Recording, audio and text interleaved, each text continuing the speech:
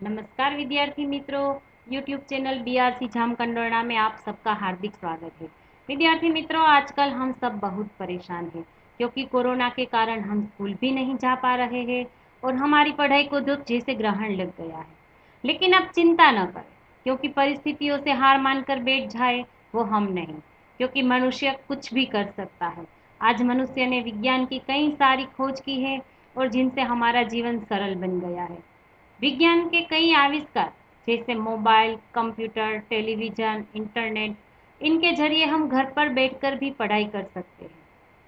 तो विज्ञान और वैज्ञानिकों का हमारे जीवन में क्या महत्व है, ये आप समझ सकते हैं। तो हमारे देश के ऐसे ही एक वैज्ञानिक के बारे में आज हम अध्ययन करेंगे। तो कक्षा 7, विषय हिंदी, पाठ्य क्रमांक 6, डॉक्टर विक्रम साराभाई। ये है हमारे डॉक्टर विक्रम साराभाई। विक्रम साराभाई जब 2 साल के थे तब रविंद्रनाथ ठाकुर ने भविष्यवाणी की थी कि ये बालक बड़ा होकर यशस्वी बनेगा। और विक्रम साराभाई ने विज्ञान के क्षेत्र में ऐसे कार्य किए कि कविवर की भविष्यवाणी को सच साबित कर दी। अब हम विक्रम साराभाई के जन्म और उनके परिवार का परिचय प्राप्त करेंगे। विक्रम साराभाई का जन्म 12 अगस्त सन 1919 को अहमदाबाद में हुआ था। उनका परिवार एक प्रतिष्ठित उद्योगपति परिवार था। उनके पिता का नाम अंबालाल था तथा माता का नाम सरला देवी था। उनकी पत्नी का नाम मृणालिनी देवी था।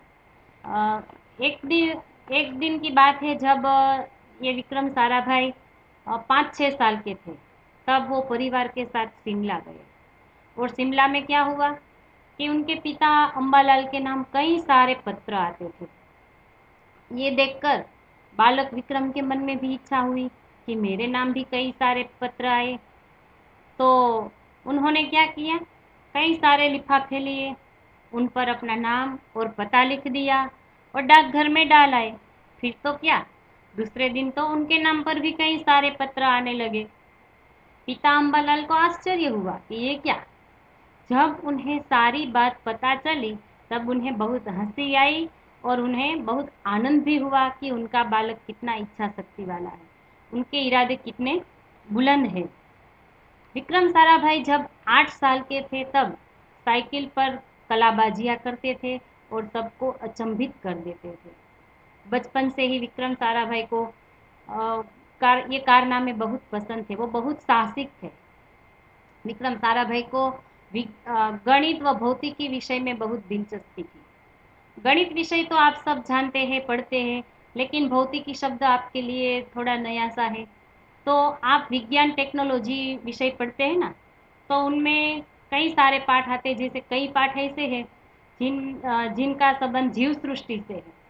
तो ये विज्ञान का जो विभाग है वो जीव विज्ञान विज्ञान है। और कई ऐसे पाठ होते हैं जिनमें रसायनों के बारे में जानकारी दी जाती है, तो ये है रसायन विज्ञान। और कई पाठ ऐसे होते हैं जैसे ध्वनि, ऊर्जा और विद्युत, प्रकाश, तो ये जो सभी पाठ है वो है भौतिक विज्ञान के। तो हमारे विक्रम साराभाई को भौतिक विज्ञान में बहुत दिलचस्पी थी। अब हम उसके अभ्यास के बारे में जानेंगे। तो सन 1934 में विक्रम साराभाई ने मैट्रिक की परीक्षा पास की। सन 1934 से 37 गुजरात कॉलेज अहमदाबाद से इंटर की पढ़ाई की और बाद में वो इंग्लैंड गए। 1940 में कैम्ब्रिज से बीएससी की परीक्षा में गणित व भौतिकी के साथ सफलता प्राप्त की। विक्रम साराभाई ने अंतरिक्ष की गहराइयों से आने वाले कॉस्मिक किरणों पर रहस्यमयी कॉस्मिक किरणों पर अनुसंधान करके 1947 में इंग्लैंड की कैम्ब्रिज विश्वविद्यालय से पीएचडी की उपाधि प्राप्त की थी। तो ये है विक्रम साराभाई के अभ्यास की जानकारी। अब विक्रम साराभाई ने जिन संस्थाओं की स्थापना की उनके बारे में हम जानकारी प्राप्त करेंगे। तो सन 1947 में भौतिक अनुसंधान प्रयोगशाला अहमदाबाद की स्थापना की। फिर हमारे वस्त्र उद्योग में जो टेक्निकल समस्याएं थी उनका हल निकालने के लिए उन्होंने टेक्सटाइल इंडस्ट्रीज रिसर्च एसोसिएशन की स्थापना की। और वो सिर्फ वैज्ञानिक ही नहीं थे, लेकिन कला, शिक्षा व समाज के लिए भी पर्याप्त समय निकालते थे। और उन्हीं के प्रयासों से लोक विज्ञान केंद्र एवं नेहरू विकास संस्थान अहमदाबाद की भी स्थापना की गई। और यहाँ वह जन सामान्य की विज्ञान के प्रति रुचि जागृत करने के लिए प्रयत्न करते थे। अब विक्रम साराभाई की जो उन्होंने जो पद सुशोभित किए हैं, मतलब कि जिन पदों पर रहकर उन्होंने काम किया है, वो हम देखेंगे।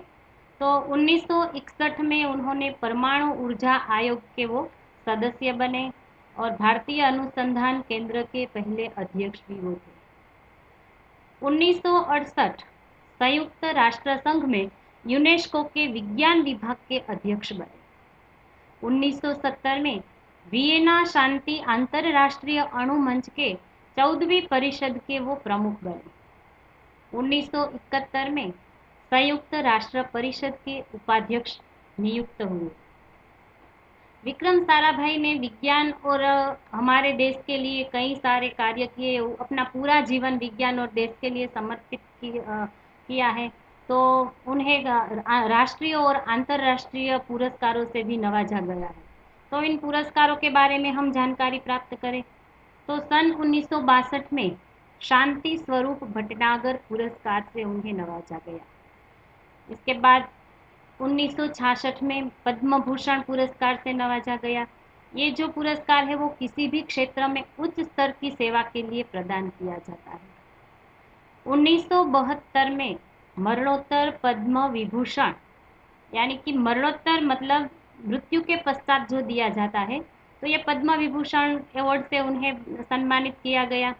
ये किसी भी क्षेत्र में विशिष्ट और उल्लेखनीय सेवा के लिए प्रदान किया जाता है।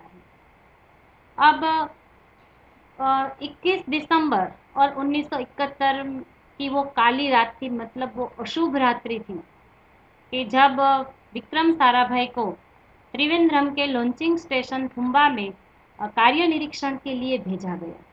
और वहाँ वो एक होटल में ठहरे थे और वहाँ अचानक उनके हृदय की गति रुक गई और उन्हीं के कारण उनका निधन हो गया, मतलब उनकी मृत्यु हो गई। और उनकी मृत्यु से विज्ञान में नित्य नए आयामों को जोड़ने वाला एक जीवन चक्र सदा के लिए रुक गया। तो ऐसी महान प्रतिभा को हम शत शत वंदन करते हैं। विद्यार्थी मित्रों, विक्रम साराभाई के जीवन की घटनाओं से प्रेरित होकर और अवलोकन, परीक्षण व परिश्रम से वैज्ञानिक दृष्टिकोण का विकास करके हम भी वैज्ञानिक बन सकते हैं और हमारे देश तथा मानव जाति की अनुपम सेवा कर सकते थे। तो ये थे विक्रम साराभाई, जिन्होंने अपना पूरा जीवन देश सेवा में और विज्ञान के क्षेत्र में समर्पित कर दिया। अब इस पाठ के जो अभ्यास में कुछ शब्दार्थ दिए गए हैं और आपको कहा गया है कि आप शब्दकोश में से ढूंढकर इस शब्द का अर्थ लिखिए। लेकिन अभी आप स्कूल नहीं जा सकते तो आपके पास शब्दकोश कहाँ से है?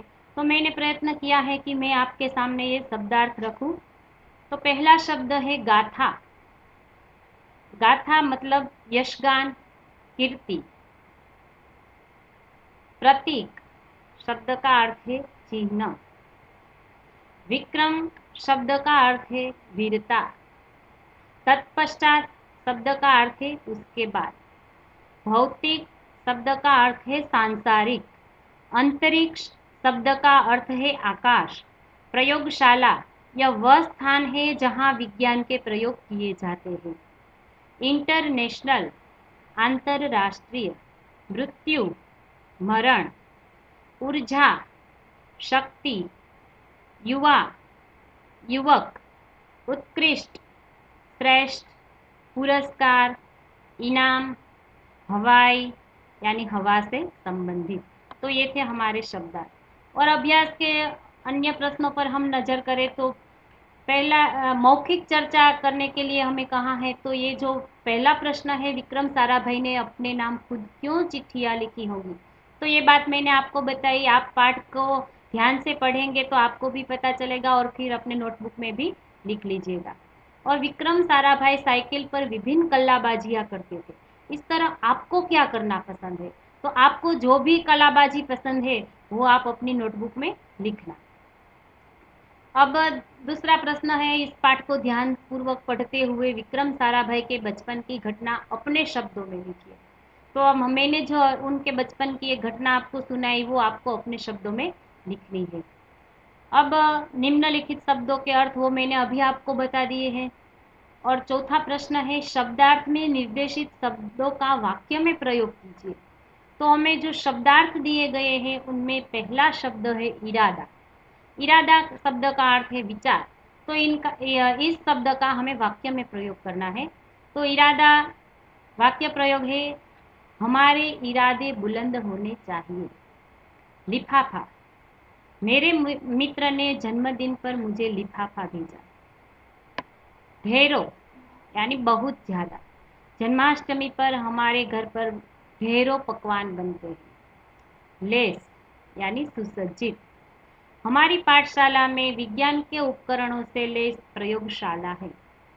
अनुसंधान यानी खोज, आविष्कार, तो विज्ञान के अनुसंधान से हमारा जीवन सरल बन गया है। उपाधि, प्रतिष्ठा सूचक पद या खिताब, तो मुझे भी विक्रम साराभाई की तरह पद्म भूषण उपाधि प्राप्त करने की इच्छा है। अब पांचवा प्रश्न है, दूरदर्शन। दूरदर्शन देखना लाभदायी है या हानिकारक?